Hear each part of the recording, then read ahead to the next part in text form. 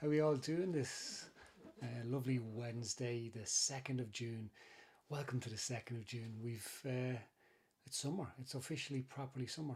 So for those of you in Ireland, the secondary schools have finished up. So if you've got kids in secondary school, congratulations, they're yours for the summer to do as you see fit with them. What has been going on? So I had a fantastic meeting with my editor this morning. So keep August in mind. Okay, keep August in mind for a new book. Just saying, right? Just saying. Keep August in mind. So that's what we're looking at, which is brilliant. And very exciting. Got a bit of work to do, but what I'd say is it's really exciting because I know you guys will get the first dibs. So I'll be giving a shout out to you guys, so you get the first opportunity, and hoping to have a few little extras to throw in with it this time as well. So this is all very exciting, and I can't wait to get the new one out. So yay, I'm delighted. What else has been happening? Not much. I say not much.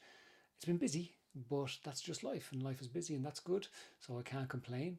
A lot of driving my children around. For those of you who have children involved in sports, I'm sure you will all be able to understand what it's like to have children back in sports. And we've been looking forward to it and looking forward to it and looking forward to it. And now it's here, and we're in the car a hell of a lot more than we've remembered. So it's just one of those things. But I'd rather have it like that than the other way around. Yes, our online courses are still there. Great. And new motivation interview with Matt Baglio came out last Friday. Please check that out. And lining up some more great interviews. So that's great. I'm delighted with that. It's a bit dull and overcast here today. We've got a couple of questions. Kathy, good to see you. Yes, it is exciting about the new book. I can't wait. And hi, Lisa Marie, good to see you too. Sorry to hear it's rainy in Tennessee. I'd say that doesn't happen very often. Well, you might tell me I'm wrong, but in my head, Tennessee is just warm the whole time. So correct me if I'm wrong, and enjoy the rain. In Ireland, we will take the little bit of sun that we get, and we're happy with that too. All right, 2 questions today. First up, my 7-year-old son got beaten up in school last week. 2 older boys wanted to take his bag and jacket, and he said no, and they started hitting him. The school suspended both of the boys, and one of the parents of one of the boys rang me and was so apologetic. We're happy enough with how the school handled it, but my son is now petrified about going to school. He gets really upset at night in bed, and then again in the morning. He seems to be really traumatized by this. We've got the school to speak to him and to reassure him that he is safe and they will take care of him, but he is still so afraid. We feel so helpless. Can you give us any advice on how we can help him get over it? So I think, look, you all know how I feel about bullying. You probably all feel the same way about bullying. It's such a horrible, horrible way to carry on and to make people feel less than you. And I think when it comes to kids, we know that kids bully. We know that kids get involved in stuff like that. And I think we can understand that children they don't think things through. They don't have an adult brain. They are children. They very much, react on instinct, and they put a lot of thought into some things, but they don't necessarily think about the long-term impact of actually bullying somebody. They don't think, because they don't see the impact necessarily that it has in the long term. Sometimes they do, sometimes they don't. So here we have a young man who has experienced something. It is traumatic, like the mum says in the email. It was very traumatic for him. He is now petrified. And as a parent, you want to jump in. You want to scoop your child up and let them know that they're going to be safe and that they're going to be okay. And it sounds like you've done that, but it's just not working to change the emotion of fear that this little kid has.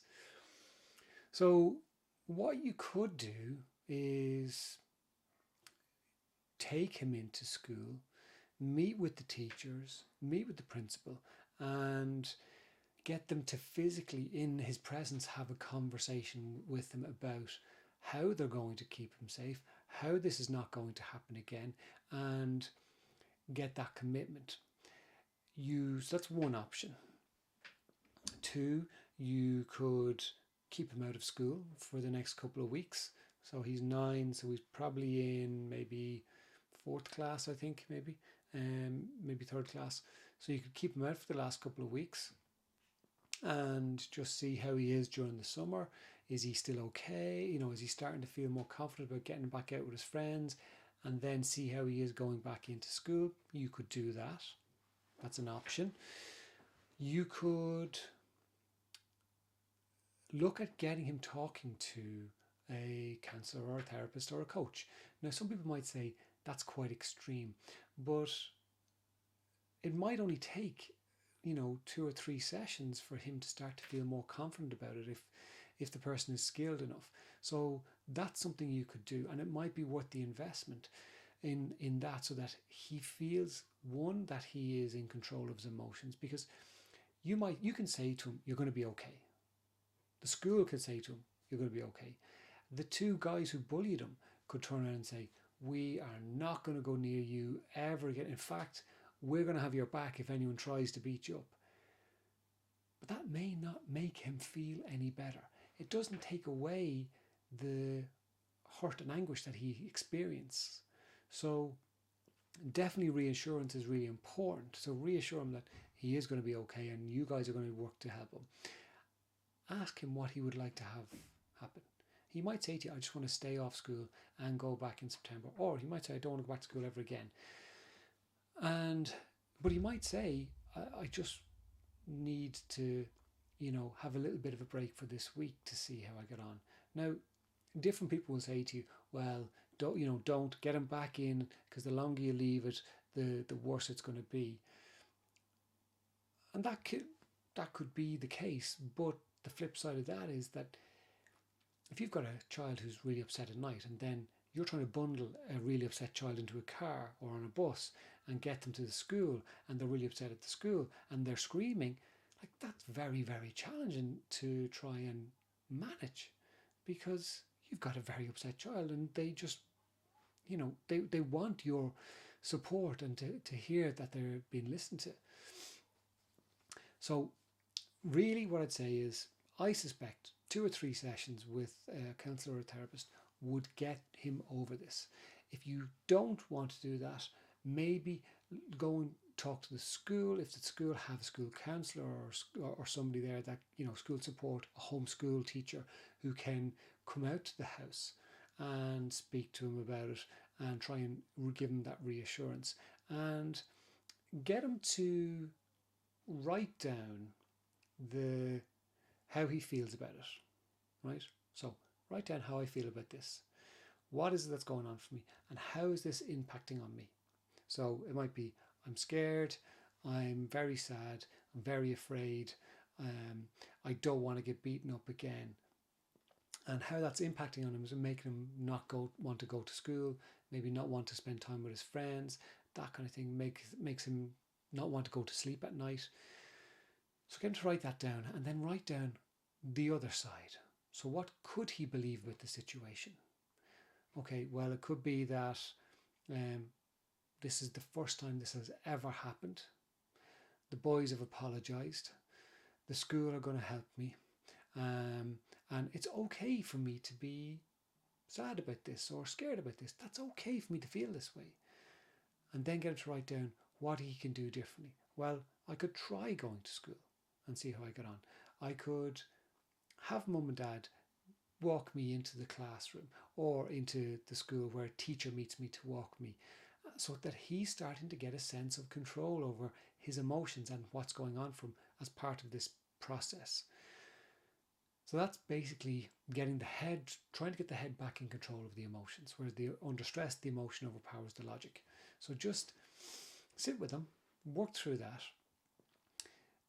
It's very raw. It only happened last week, I'm assuming, because I only got the email the day before yesterday.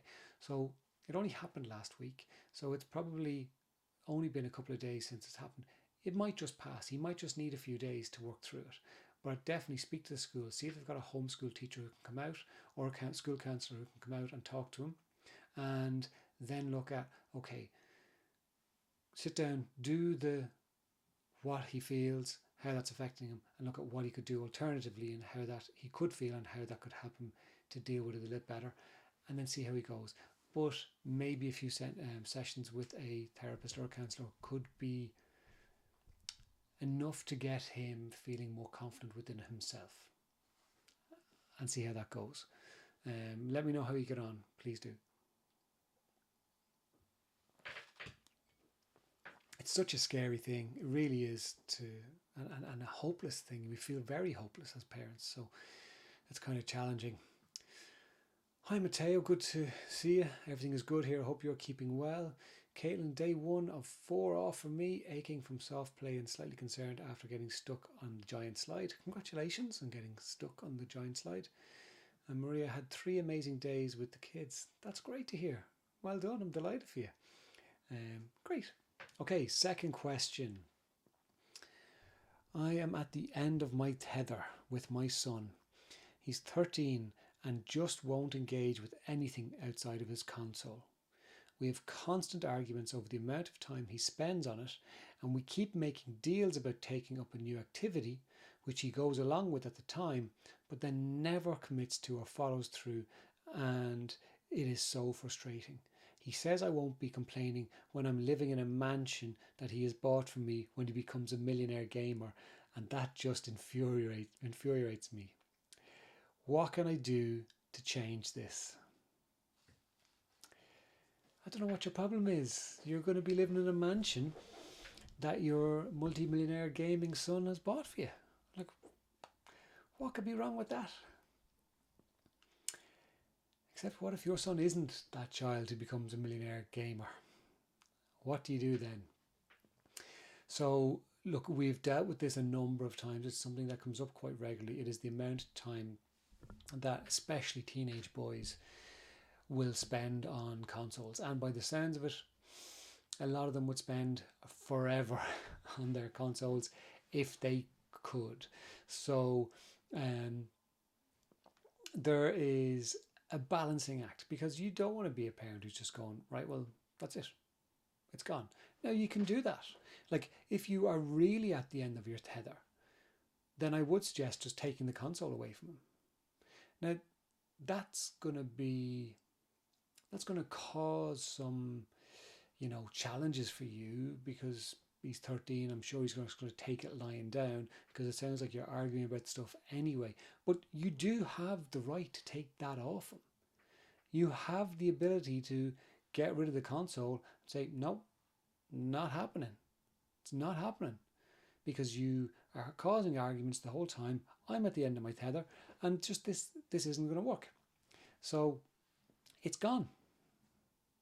And that's it. And take it off him. And you have a choice. You can go and give it to, your niece or nephew, or you can just give it to somebody else to hold for you for the time being. And then you deal with the situation that comes out of that. That is absolutely one option. And one option I would suggest if all the other things that you're trying aren't working. And then what you can do is so after a period of time that you feel is sufficient, and I'm not talking a day or two here, I'm talking weeks, you have a position where you can then go, okay, I'm willing to give consideration to reintroducing the console. But there is very, very different rules and boundaries around this now. You have to take part in some sort of activity, be it sport, be it drama, be it dance, be it whatever, MMA, who knows. you have to take part in some sport or some activity where you're engaging with other people. Now, a lot of people who maybe were forced to go and do things, and they're quite introverted, and they were forced when they were kids, be going, Alan, don't force them to do it. This is not about forcing them to do something that they're not comfortable with. It's about helping them to find the things that will interest them. Now, he has an interest in gaming, and maybe he will someday become a multi-millionaire gamer, but there are only a handful of multi-millionaire gamers as well, so he may not, right? But and I do sometimes say to parents when I'm talking to them is, if your child was kicking a football around all day, every day, would you be as worried? If they were sitting reading books all day, every day, and telling you they're going to become an author, a writer, they're going to become a professional footballer, they're going to become a dancer, would we be as concerned? I suspect most parents probably wouldn't, because there is a demonization of the console, for want of a better phrase, but there's a demonization of the console as something that is just really bad, and yet we buy our children consoles. So it's really, really bad, and the amount of time they spend on it is really, really bad, but we buy our children consoles and let them play on it. Consoles are not really, really bad. Okay, they're just not really bad. In fact, they can be fantastic. They can be a way for young people to engage with friends. It can be a way for people to make friends. It can give them a way of shutting off from the stresses of schoolwork, of whatever else is going on. So consoles can be really, really good, positive things. But like anything, it's about moderation and balance. So, if you have a child who's sitting in their room 24 hours a day, 7 days a week, that's probably not healthy for them. And if you have a child who is kicking a football around 24 hours a day, 7 days a week, I would look at what are the other things that they can do to get some balance back in their life as well. Because what if they don't become a professional sports player or a professional dancer or a professional writer? Like, what if that doesn't happen? We all need to have some sort of bit of balance.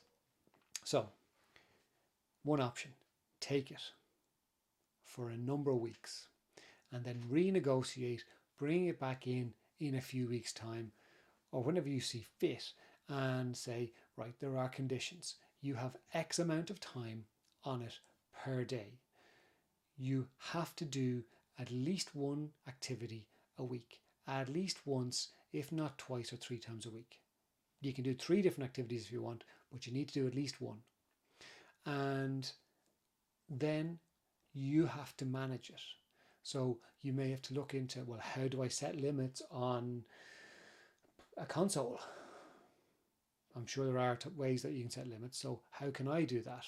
And then you can look at how can I police it so that it's not a pain in my ass. Now, it might be, and he will probably push and try and get away with it. It's up to you to manage that as best as you can. But the commitment to the activity is going to be really important, and you may have to drive around. Check it out. You may have to drive around half the country half the time because they might fall in love with something, but that's okay. The other thing is you can let him know, right? So instead of just taking the console away, you can say to him, this is it. Unless you do an activity and we schedule in times where you are allowed on the console is gone. So I'm just letting you know that this is happening. So we have 1 week to sort this out. Whatever activities you're going to do, or 2 weeks, you might give them 2 weeks. You've got 2 weeks to figure out an activity, commit to doing it at least once a week, if not more. You might decide 2 or 3 times a week, and you now have 1, 2, 3, 4, 5 hours max on it during the week, and a little bit longer at the weekend. Put the boundary in place, and then let him at it. Let him try and show you whether or not he can do it. And if not, be willing then to take it away and go through that process and see how that goes, because he needs that bit of balance. And let him know it's not about him, trying to prevent him from doing something that he enjoys, because you might get that. This is the only thing that helps my mental health.